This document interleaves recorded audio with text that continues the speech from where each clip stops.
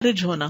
عباد بن تمیم اپنے چچا سے روایت کرتے ہیں، انہوں نے رسول اللہ صلی اللہ علیہ وسلم کے سامنے ایک ایسے شخص کا حال بیان کیا جسے یہ خیال ہو جاتا تھا کہ وہ دوران نماز کسی چیز جیسے ہوا نکلنے کو محسوس کر رہا ہے۔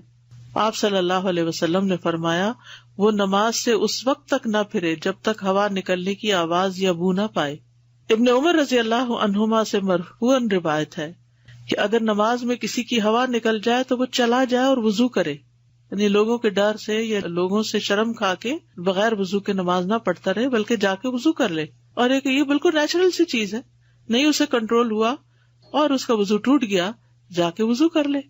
نمازی کے آگے سے عورت، گدھا اور کتا گزرنا۔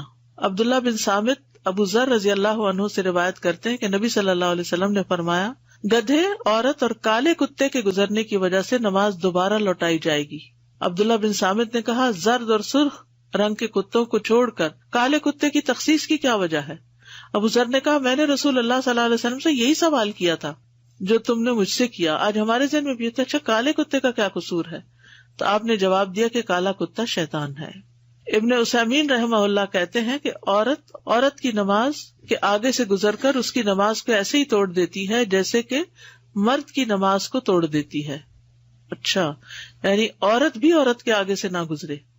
شیخ البانی کہتے ہیں نماز ٹوٹ جاتی ہے خواہ نماز پڑھنے والی عورت ہو اور سامنے سے گزرنے والی بھی عورت ہی ہو، کیونکہ اس میں تمام امت کو مخاطب کر کے حکم دیا گیا ہے۔